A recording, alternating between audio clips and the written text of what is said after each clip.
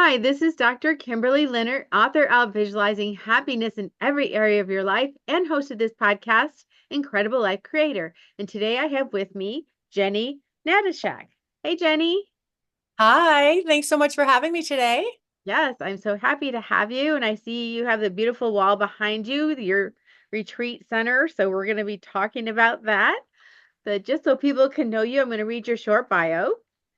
So, Jenny Natyshak is a heart centered leader, retired corporate closet hippie, owner of the Lodge at Lakeshore, and the founder of the inspiring Leading with Love movement.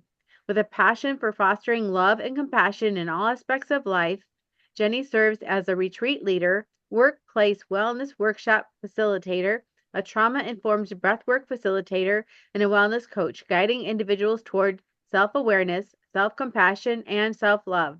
Jenny empowers others to tap into their inner leader to unlock their true potential while helping them harmonize their success with their well being. With her friendly and creative approach, Jenny is dedicated to making a positive impact on individuals, organizations, and communities, spreading love and kindness wherever she goes. All right. Well, I know you didn't start out being a retreat leader, you started out somewhere else. So tell us your story. I would love to. Thank you for asking. I was in a family-owned and operated business in a car dealership for 25 years.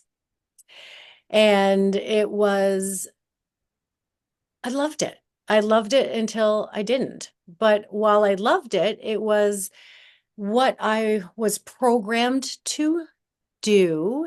And I did what I was supposed to and joined the family business. And I very much loved it. I am competitive. I have a twin brother, so I'm around the boy energy all the time, even in the womb. So I'm used to the boy energy, and um, I enjoyed my role there. I started out like everybody else in reception and moved my way up the ladder to salesperson and then business manager and worked my way up the ladder. And what I started not to love anymore was the hustle and the grind and the struggle. But that's what I was told, that in order to be successful, that we had to struggle and it had to be hard and it had to, you had to grind your way up to the top, right? So I did it. And I think at the end, when I got to the top, I went, climb that ladder. I did everything I was supposed to do. Why am I so unfulfilled? Why am I not elated? Like, why am I not happy? And then I went, oh no, it was the wrong wall. I climbed the ladder and it was the wrong wall. So then I started just being a little curious about, oh, just asking myself questions. Of course, I started working with my life coach who helped me dig in a little deeper and helped me return home to who I am. I became somebody that I wasn't within that organization and within that business. And I started playing with my dreams, thinking about what it is if I could do anything, what would it be? Like just that curiosity and that play started popping in to my journals, to my thoughts, to my heart. And I thought, oh, I don't have to be here until I'm 65 and retire when I'm 65 because my dad did, because my grandfather did, because my great grandfather did. And just gave myself permission to dream and to dream big and then started running retreats on my vacation time. So I had gone to many and I just found that that is the my favorite way of growing and learning, and really is in those transformational weekends where I'm not plugged in, I have no emails, I have no children, I have no husband, I'm just with Jenny, I'm just with myself. So I thought, hey, I would love to run retreats. And then I started running them and just kind of followed the little breadcrumbs to what the universe was putting in front of me when I started allowing myself to dream of something else. And then resigned and decided to, okay, I want to do this full time. And 25 days after I resigned this log cabin, the lodge at Lakeshore, retreat center and event space fell in my lap. And I bought it the next day. Like there was just this knowing, okay, now I get to run my retreats. in my own place. I don't have to rent something and somewhere to go. And I can bring this healing and these workshops and retreats to the community, to organizations, to individuals. It can be bigger than just my little 8 or 10 or 12 girls in a circle. I love being of service and I love leading. And the difference now is that I'm leading with love instead of my ego, instead of my triggers, instead of my from a wounded place and a like in a fight or flight. I was always looking over my shoulder. What did I miss? What did I do? And I am calm and I'm regulated. And this feels so good. That is beautiful. That is Yeah. beautiful. So I'm thinking about, the car industry, and I know that they will have trainers come in and train on sales and, specifically sales. And Yes. it is that, push, push, push and get the sale and things like that. And so you are used to getting your continuing education, for lack of another word, you are used to getting your training in that format. Yes. So describe to me the feeling and maybe the ahas or what did you experience the first time you went to a retreat? It was so uncomfortable. And I was scared, really scared. I now know, and I didn't know then, and that was probably 15 years ago, 10 years ago, maybe. 2014, so 10 years ago. And I did not know what to expect. All I know is that what I was doing, I couldn't continue doing it anymore. So I said yes. I gave myself permission. I let my team know, my brothers know, my partners that I would not be available and that retreat leader actually takes your phone from you. That was very scary too. I was I didn't know it then, but I was addicted to busyness. And that was my go-to. And if I stayed busy, I didn't have to deal. If I stayed busy, I didn't have to heal. If I stayed busy, then I didn't have to look inside. I can just keep doing the external thing. It was almost as if it was on default. It became very easy, a little too stressful, but it was pretty easy. I knew what to expect. So the thought of being around all women, I've definitely healed my sisterhood wounds from these beautiful retreats, but there was fear and there was uncomfortable feelings coming up going, I don't have my phone. What happens if my team needs me? What happens if my children need me? I'm, I help everybody. I do everything. I make sure everybody's okay. So it was uncomfortable, but as soon as I resigned and as soon as I let myself just be and take those coupled breaths, it was okay. These women all feel the same as me because we don't go and talk about all our celebrations on these retreats. We do celebrate our wins, but we also talk about what we're struggling with. And that's what I didn't have to share with my partners, that I was struggling, that I was stressed, that I don't know if I can continue doing this because this is no way to live. Like just didn't feel that I lost my joy. I lost my happiness. I lost all the things I loved about going there every day. Right. So yeah. And then the second one was a little easier. And I kind of I gave her my phone and the one that I hid the first time. I gave her that one too. Because by the end of that weekend, I was recharged. It's like plugging in we charge up our batteries. We got to recharge. We're depleted. We need to charge up. And that for me has been in Circle with Women. And it was refreshing and I felt lighter. I felt that I was starting to, oh, okay, there's Jenny. There she is, like starting to remember the little sparks and the little things that brought me joy and kindness and compassion and not being short and triggered and yeah, so and then everyone after just became easier and now I would do anything I promised myself now that I run my own retreats, that's still being of service. I just love leading and I love leading with love and I love watching the transformation and seeing that fear in these women and I know how to hold them because I was there. I know how they feel And I promised myself that once a year I will attend a retreat. So I kind of just go and I pick one. This year was Sedona. It was amazing. And I will promise that I will practice what I preach with my clients, with my with the people that I surround myself, all the other healers and facilitators and retreat leaders, that I will take my own advice and I'll practice what I preach and I'll go receive Mhm. once a year. I still go on a retreat and I know I will for the rest of my life. That is wonderful. So, when you started going to those retreats, did your children or your husband notice something different? I mean, did they say anything? Well, the first one, they noticed I wasn't there. They weren't used to that. So that was a beautiful way to start setting my boundaries, right? Because that's when I really started my morning routine and really started putting myself on my to-do list. I was on go mode all the time. Go, go, go, do, checking off all the boxes through the day. None of those boxes were mine. I was not even on my to-do list. And now, again, it took 10 years to get here. So it's a lot of practice and a lot of reprogramming and unlearning. But I'm at the top of my to-do list now, and I take my mornings very seriously. It took a little bit for my family to get used to that, but now it's been 7 years. So I every morning wake up slowly. I don't wake up and I also am not waking up with nail marks in my hands anymore, because that's how I was sleeping, with clenching my jaw and so stressed out.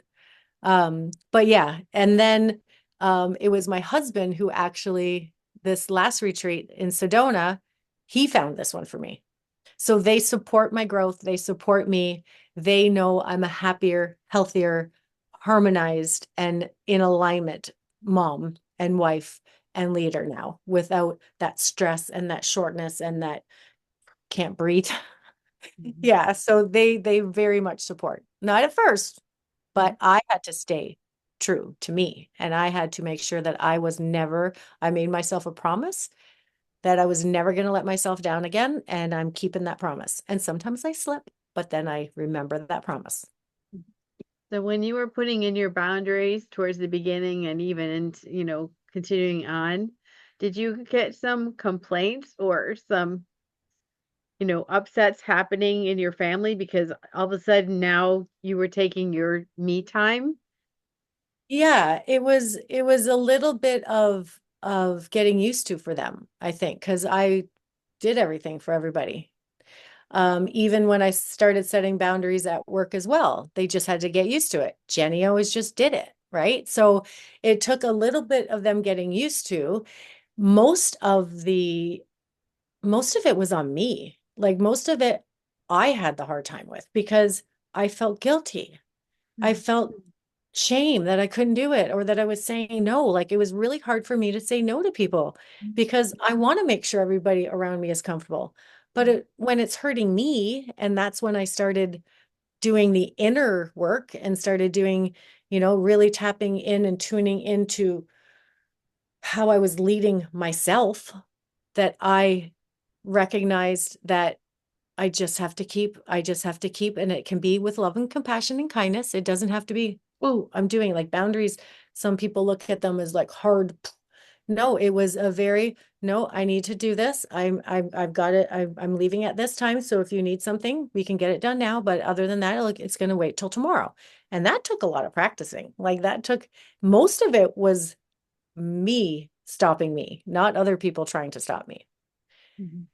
because of the guilt. And yeah, I was just used to taking care of everybody, and almost wearing it like, look at me, I have all these balls up in the air, and wearing that like with a badge of honor.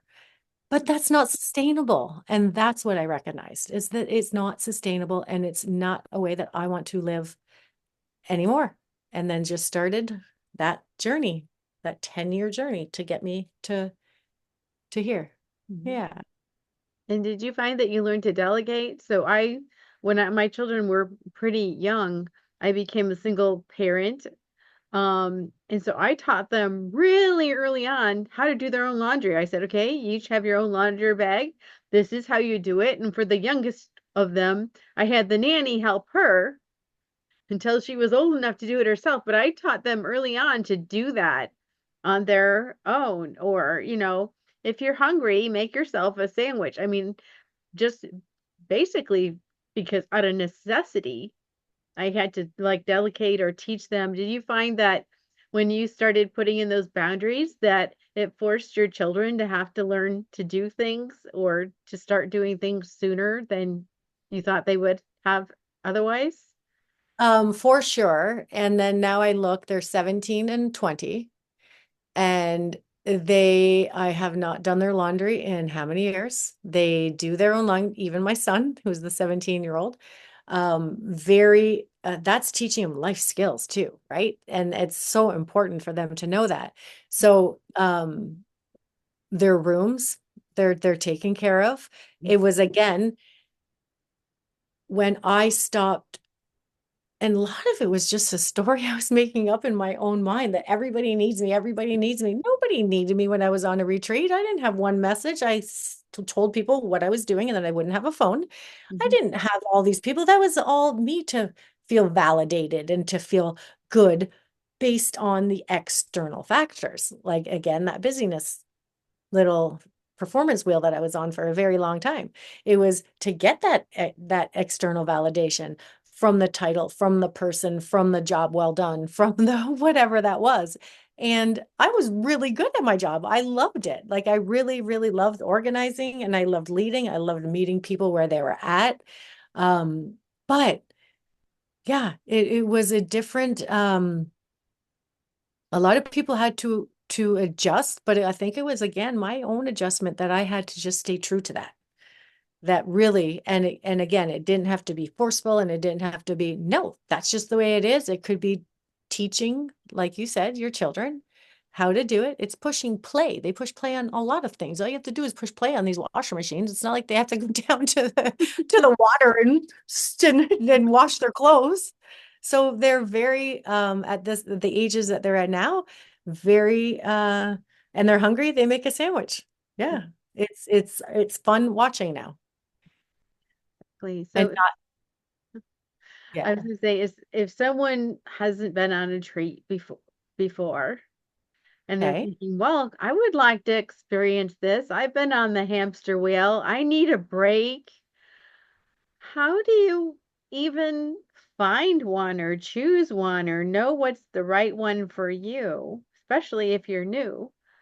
Yeah. So I think the first thing to say about that is that you have to give yourself permission first, because you will find something wrong with any of the retreats if you're searching it up on Facebook or if you're looking up on the community in your own hometown or whatever that looks like for you. It's really giving yourself permission to pause. I could not stop the monkeys in my mind and the checklists and I couldn't stop, and that was nobody doing that to me. That was me doing that to me, and that is part of me taking radical responsibility for the way I was living my life, and it was pretty much on default, and it was very robotic, and feelings got pushed down, pushed down, pushed down. I waited until I say that I had a nervous breakdown, and that is no joke. Mine only lasted for a day because I didn't have time to be out of commission. Like, so you just Mhm. push it down, and you keep on persevering. Well, I would suggest to anybody, don't wait until you're at that point. A lot of women do wait till they're at that point because they finally break down and they are in burnout and they're in that fight or flight and they know that something has to change. I wish that it wasn't that way, but a lot of women that do join the retreats, it has gotten that bad that they have to. Uh, and that's fine too, as long as you're saying yes to yourself and you're giving yourself permission to do that. But they're all over. Retreats have become very, very popular all over the world. Like, I mean, I have friends running retreats in England. I have friends running retreats in Huntsville. I'm in Canada. I'm in Ontario. Like, there are, um, retreats all over. And it's really kind of finding all of them are themed. So, as an example, there's the letting go retreat. Oh, who doesn't have something to let go of, right? Like to let go of your old habits, your old thoughts, things that no longer serve you. We all have things that we can let go of. Mhm. So it will normally and usually just resonate with you. And I have always gone on my own. I actually prefer it that way. I go in, I have my full authentic self walking into the room. The amount of women, the women that are there are just like you. They could be in burnout, they could be struggling. They are so like-minded and they are ready to make a change as well. So it's such a collaboration when these women get together. And I have remained friends with every person that I've been on a retreat with, especially if I roomed with them, if I got to be their bunkmate. Mhm. And um, the women that have been on my retreats as well. Like we stay in contact, we stay supporting each other. Uh, I usually I suggest that people meet up with somebody that may be a little bit closer and have an accountability partner, especially if we're talking about morning routines and how to start them and how to get yourself on your to-do list, because that's a lot of it, just never even doing it before, how to do it, right? How do I put myself first? How do I put myself on my to-do list? So it's truly magical. Like it is truly magical. And you walk out, even if you're resisting it at first, which I did, you're still walking out with a little bit lighter and a little bit, okay. So there is hope for me to change, to unlearn what these conditioning, this conditioning and this programming, because that's what it is, right? And we didn't know anybody. Nobody taught us self-care when we were young, when we were starting high school, when we were right. And what I'm hoping to do real soon is doing a retreat for these 18, 19, 20-year-olds and getting that done before they jump out into the workplace, before they can learn it a different way, like let them kind of go, okay, so I can set my boundaries and I can make sure that I'm okay. And my podcast, Leading with Love, that's going to be launching soon. I truly like what I'm trying to do there is that there is a way that we can harmonize our success with our well-being. It's not a balance because it's never 50-50. Balance to me is 50-50. Sometimes it's like this. Like today, I'm here later than I'm usually here because I'm having this beautiful conversation with you. But tomorrow, guess what? I'm probably going to leave at 3 o'clock. Like it's that harmonizing my mental health and well-being with my job or success. And I've redefined totally the word my definition of success is totally changed. I'm successful when I'm in alignment. I'm successful when I'm being true to myself. I'm successful when I'm leading with love and being authentic and vulnerable. I never would have been vulnerable at that dealership. It was considered weak. And no, I've put that all out the door. And we get to still be successful. We shouldn't have to sacrifice one for the other. Yeah, So that's true. I'd love to get some 20-year-olds, 19-year-olds, like doing a retreat for that age and getting them to start thinking about that at that age, not waiting like I did till I was 40, then remembering who I am and then tapping into who I returning home essentially to myself and who I am. Yeah. Wow. So, you're talking about going to the retreat, giving up your phone. So now you're in this black box with no phone, all alone, except for with other strangers you don't really know, with someone who's promising you a transformation. So what happens in the black box? What do you do once you get to this retreat?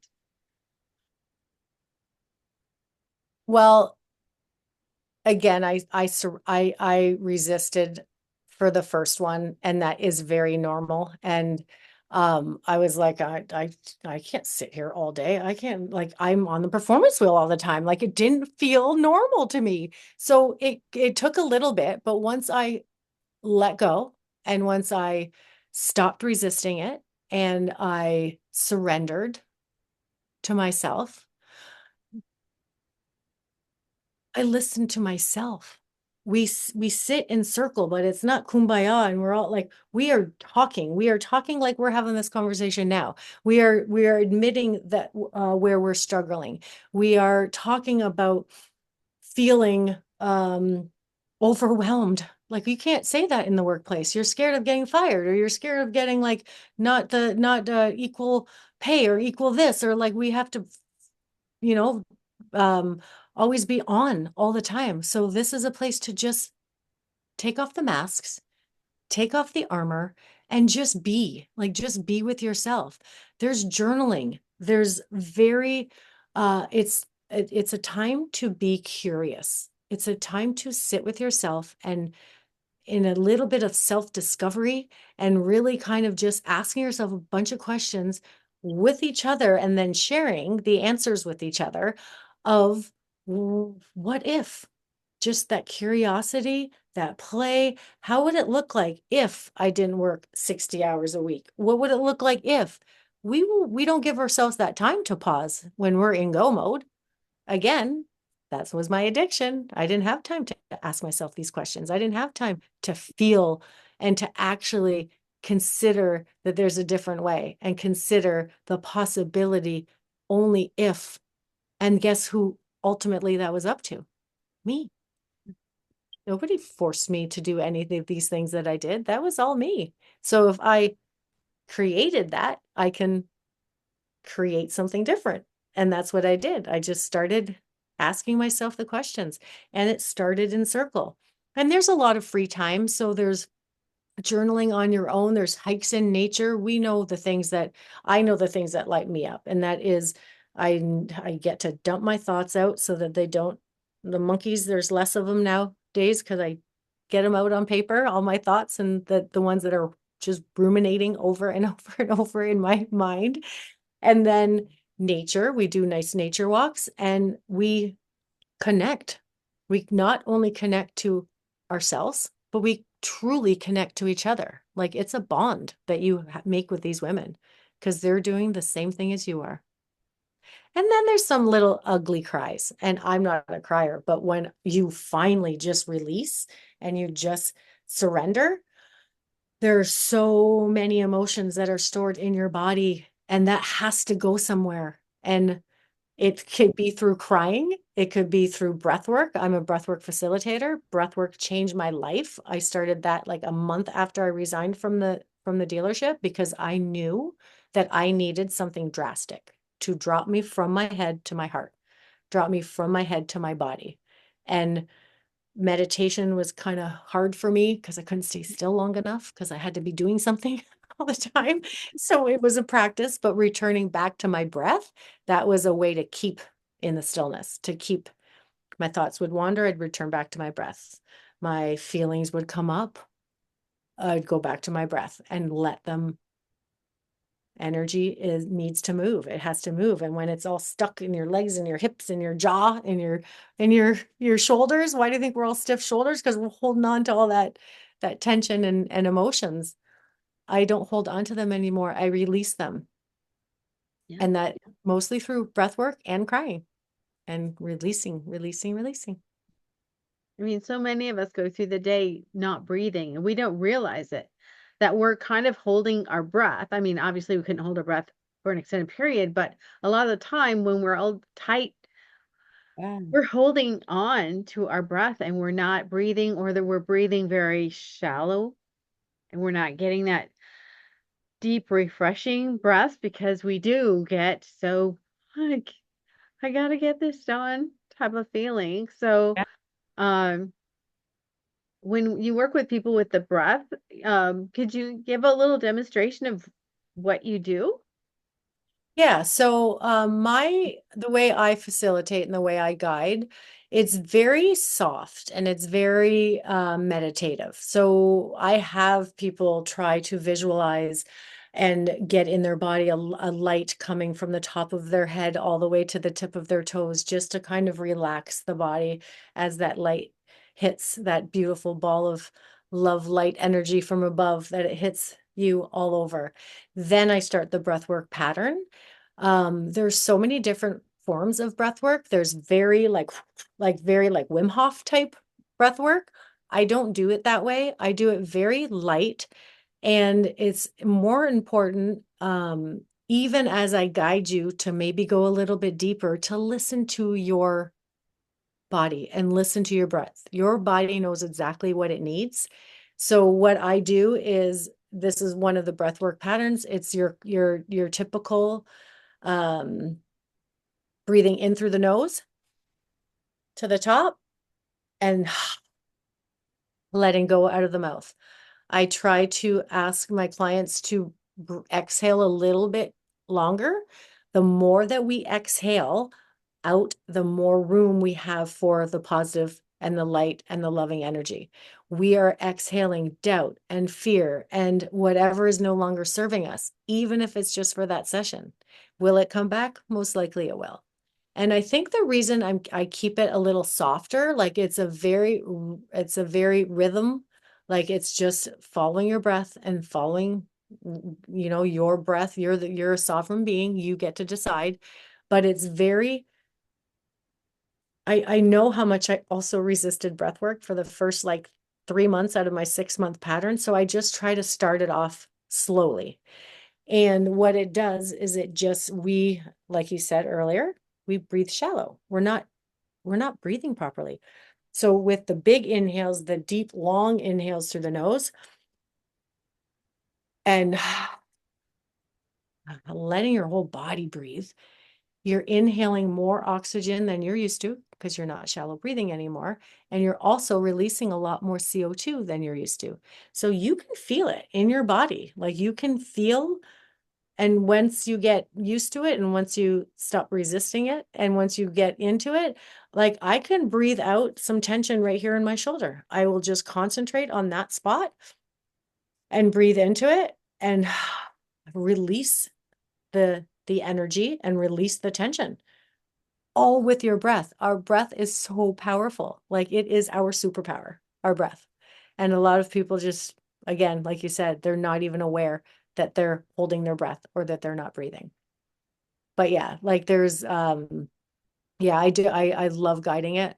I'm bringing it into corporations. I have corporate wellness days where corporations come to the lodge, but I've also been invited a couple times to be um, in corporate, outside of the wellness fairs and stuff that I speak at, and we do breath work together. I'm going to these conferences now, and I'm doing it with a room of all the men and women that I used to be, and they are loving it. They are just, even if it's it's harder in a conference, like even if it's just for that 10 minutes, I'm giving them permission by asking them to close their eyes and get in their body and take these cleansing breaths. And they're going, oh, and you can see their shoulders drop. I just love it. I just love doing it. I love guiding them. And I wish that I had that for my stress and relief, and for my anxiety relief, and for my everything relief when I was doing what I was doing, because it would have definitely helped. Yeah. Now, where is your retreat lodge? Where is it located? So I'm in Bell River, Ontario. So I'm between, there's Toronto, there's London, there's Windsor. I'm just before Windsor. I'm about a half an hour from the Detroit bridge. So real close. I'm right on the Lake St. Clair is right behind me. So I'm close to to Detroit. It's the border city, Windsor. And yeah, it's 9 minutes from my house, which is really nice. It's right in my community.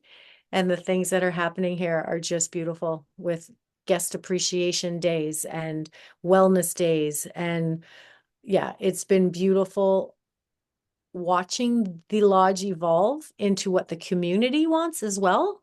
I did not go into this with knowing this is boom, boom, rigidly attached to any outcome. I just allowed the lodge and the community to ask, and to what, in which fashion they could use the lodge. So it's been really, really beautiful watching it. It's 2 years now. Mhm. And it's been beautiful watching the community in here taking time for themselves and just taking that pause, even if it's for an hour class, an hour session, an hour workshop, or the weekend, whatever they can do. Beautiful.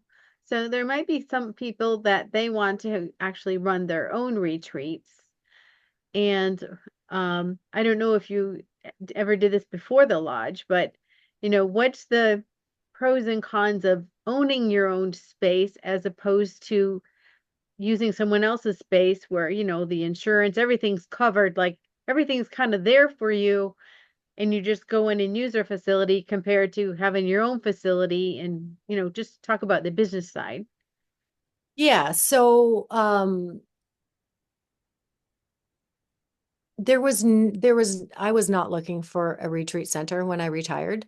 My idea was I was going to work online and I was going to run retreats all over the world. I was going to go to Bali and I was going to go to Spain and I was going to go.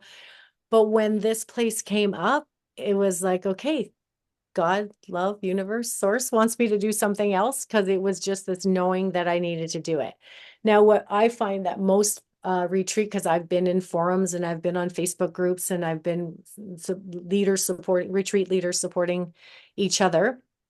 What I found that a lot of people do a bed and breakfast or an Airbnb, and they just rent that out, and that works too. When you're starting, that's what I did for the first 5, 6 of my retreats. That's what I did, and it was lovely.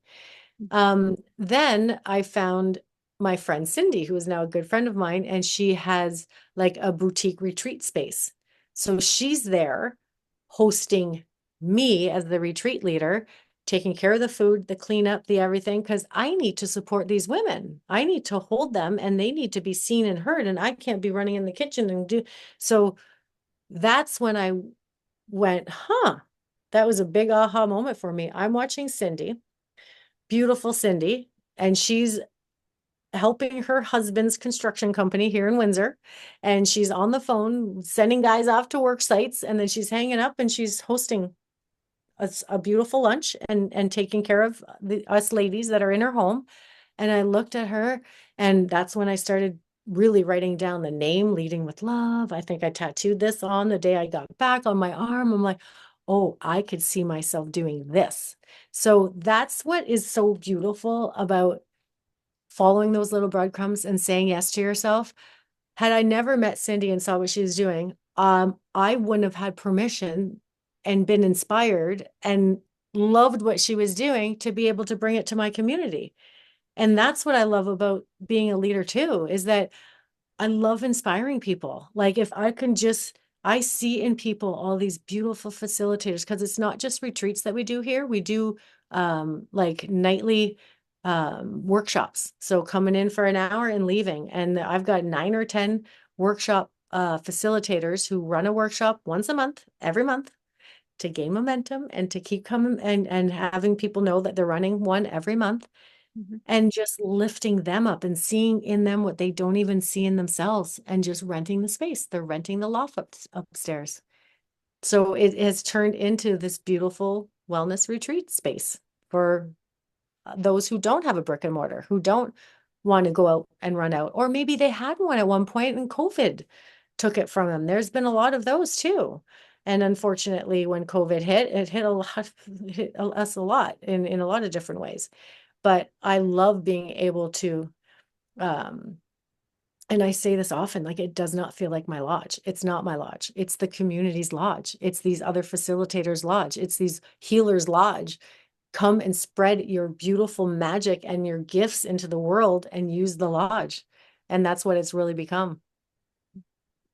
Very Yeah. cool. So if people want to connect with you, where do they find you? Like websites or social media? And, what services are um, do you have right now?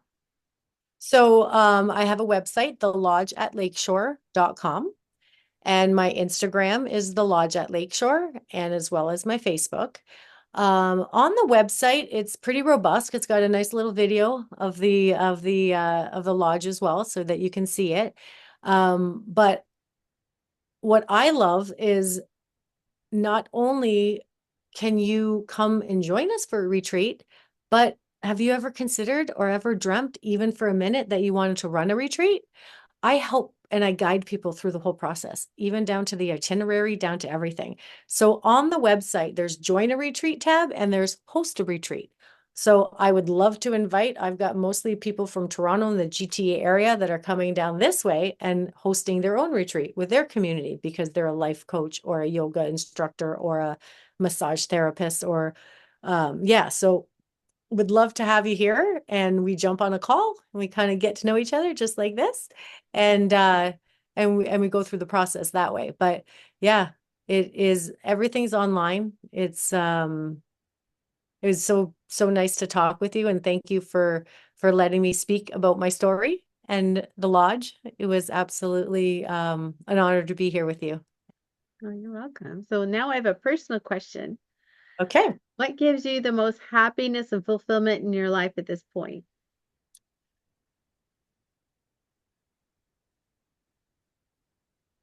My alignment with myself. I'm getting better and faster at when it's out of alignment in whatever area. And that's the alignment through all the areas of kind of centering myself and taking that breath and taking that pause and making sure if I start doing way too much that I bring that down. But I can feel it better because now it's not um I can't think my way out of this. Like this is embodiment now, and I know what that means. I always knew what it meant up here, but I didn't know what it felt like. So I can feel it faster. And what brings me joy is when I'm speaking my truth, I'm aligned with me, with source, with me, and just spreading that love and kindness and compassion into the world. Beautiful. Thank you so much. And thanks for being on the podcast today and sharing all your wisdom. Thank you for having me. And thank you to the listeners. Yeah. So I have one last question before we Great. finish. What is your best advice on living an incredible, amazing life? Put yourself on your to-do list. Even if it's not at the top at first, at least get on your to-do list. And whatever that looks like for you, whether that is any self-care, anything, whether that's a walk in nature, a bubble bath, breath work, meditation, yoga, whatever that looks like to you, just get on your calendar, get on your list. All right. Thank you so much. You're welcome. We'll talk Thank to you you. soon. Okay, Okay. bye. Bye.